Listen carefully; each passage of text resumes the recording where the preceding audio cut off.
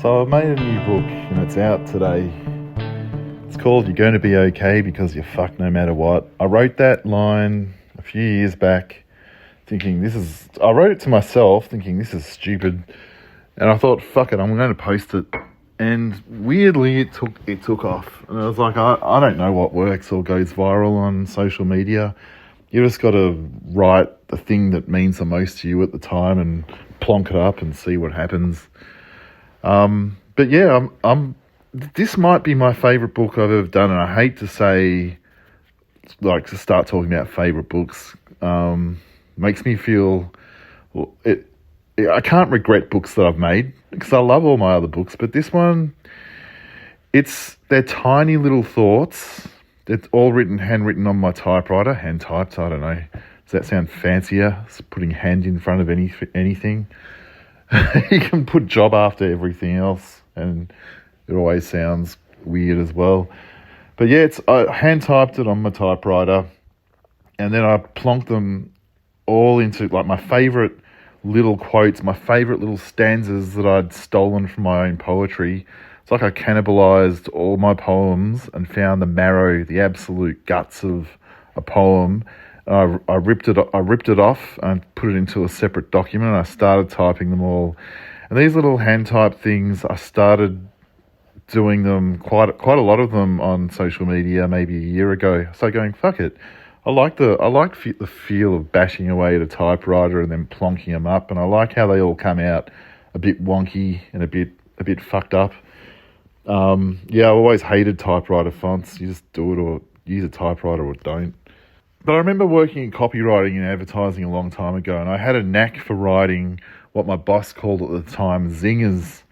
I remember also a professor of English said that I write world-class aphorisms, which that was good for my head for a few weeks.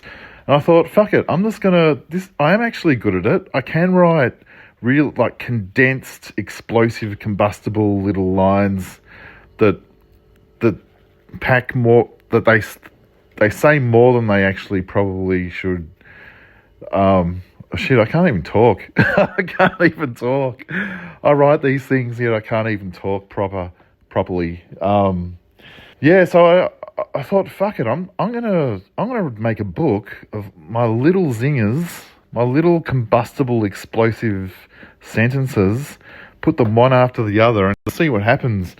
And I've always loved, like when I read poetry, I've always loved when a poet, doesn't matter, or just a writer or anyone, or it doesn't even have to be poetry, if I hear one true thing said after the other, the cumulative effect of one true thing said after the other frees me. It makes me go, oh my God, I feel alive. I feel good. I feel like my brain's recorrected somehow. And so I wanted to make a book where there was just no fat in it at all. It was the pure guts. It was straight to the point in everything, and it felt like it really suited my style to do that. I remember reading a bunch of classics years ago, maybe 15, 20 classics, so-called classics, and every time a sentence popped up that was exquisite, beautiful, magic, made my hair stand on end, I'd highlight it. And at the end of the book, I'd often find across these 20 books that I'd probably highlighted somewhere between 10 to 15 sentences of 300-page books. And I thought, I just want to write a book. I don't want to write a big fat novel with heaps of padding. I just want to write those 10 sentences. That's all I want to do. And so this is that book.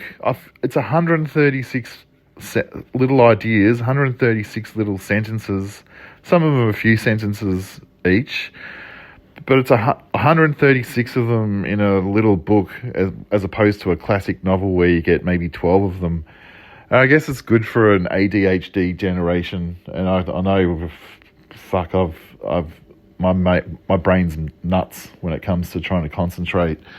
But it's hard to write little tiny ideas. I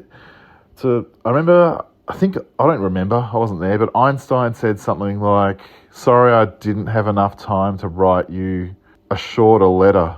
I had to write this long one instead. Something like that. But the gist of it was he wrote this really long letter to his friend, and he said that he didn't have enough time to make it shorter because it's harder to write something short.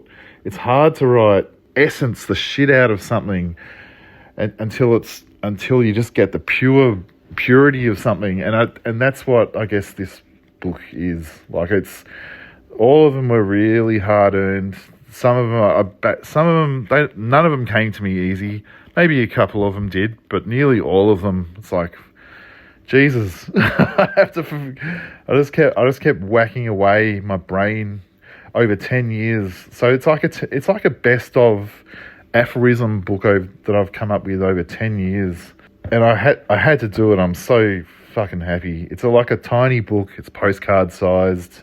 It's almost like a Gideon's Bible, however you say that word. It's a tiny little thing I fucking love it. I thought I'd make it into a book when I started hand typing little handmade books and sewing them together, little limited edition versions of these things.